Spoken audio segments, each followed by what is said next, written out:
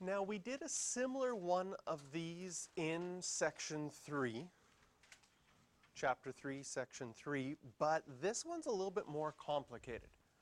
Okay, first of all, you've got two graphs. It says that g of x is the image of f of x. What that means, when something's the image, that's the second graph.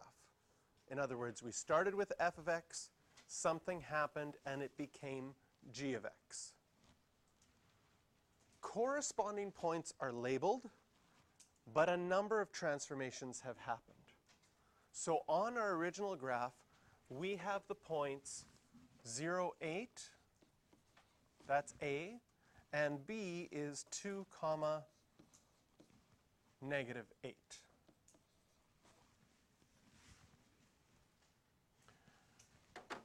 And more than one transformation has taken place, so we can imagine something like this. And afterwards, the point A changed to be A with this dash. We'd say A prime. It's at negative 2, 0. And B changed to become 0, negative 8.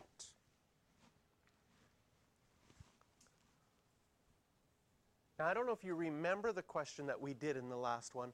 The last one said it just had one transformation that happened, and then you could just figure it out. When there's two things that could have happened, it gets a little bit more complicated. I mean, you could guess and check here for a while, and you'd probably get it eventually, but it would be nice to have a way of figuring things out. And the way that we figure things out is we try to figure out the stretches and compressions first.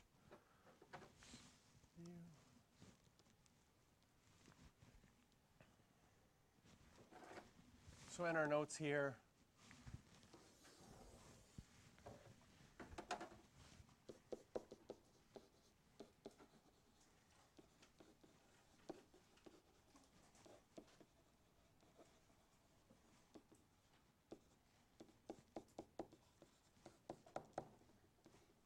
we're going to find the stretches and compressions first.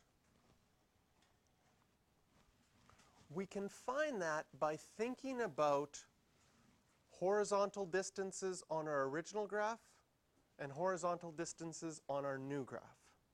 Vertical distances on our original graph and vertical distances on our new graph. So if we look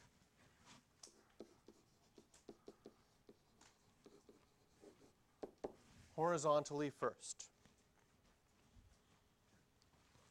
what's the distance if you go from A to B?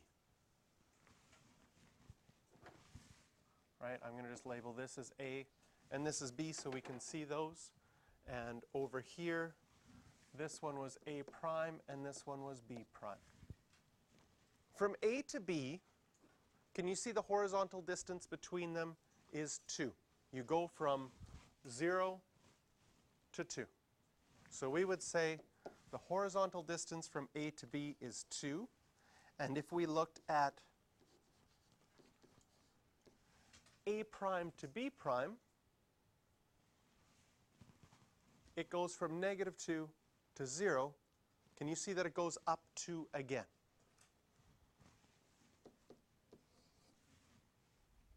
Nothing has changed.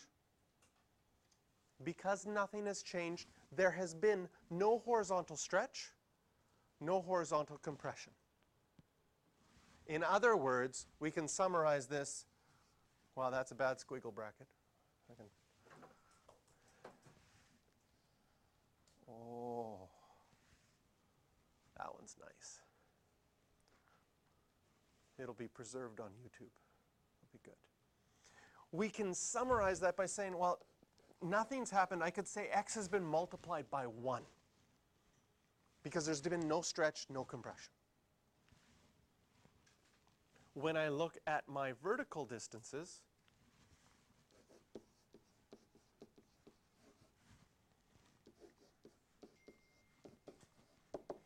from A to B. Again, I'll just scroll up a bit to see it. A started at 8. B is down at -8. Can you see that it has gone down 16? The direction is important here.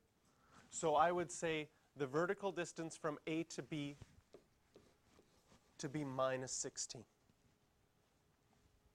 But when I look at A prime to B prime,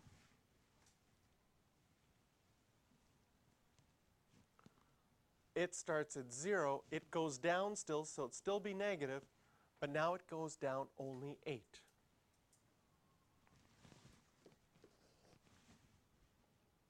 It was 16, now it's 8. Can you see that a vertical compression has happened? We can summarize that. Wait for it.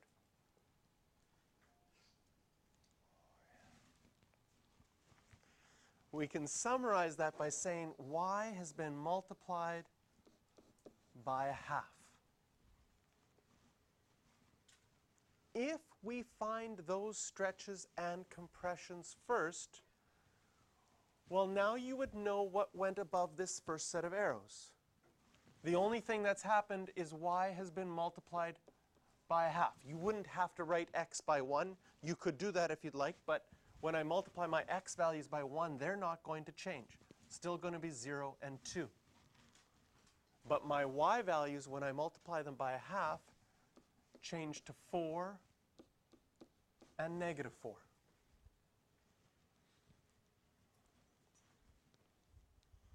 And now the last section is going to be easier. The last section is always translations. Is there a way I could move from 0 to -2 and 2 to 0 horizontally? Yes. I'd have to move 2 to the left. So I can write that above, 2 to the left. Is there a way that I can move from 4 to 0 and -4 to -8? Yes. I'd have to go 4 down. So if we can find how it's been stretched or compressed first, then it's going to be easy once we figure out those middle points to figure out how it's been moved left, right, up, and down.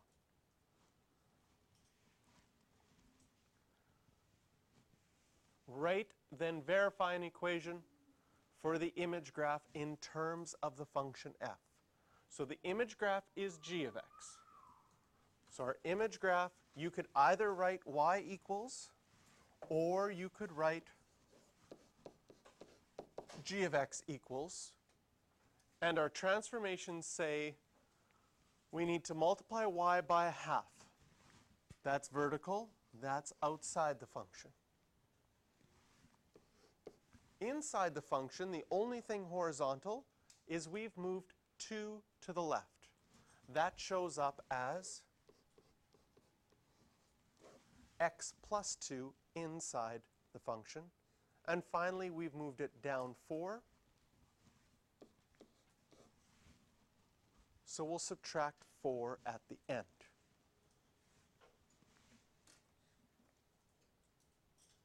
What you could then do to verify it is you could take the actual points and see if you work through them, do you get the points that are on your new graph? In a way, our method right up here verifies it as well. Does it work? Y by a half, 2 to the left and 4 down.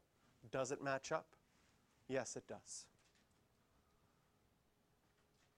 Now, in section 3.3, you only had one arrow because it said there was only a stretch and compression.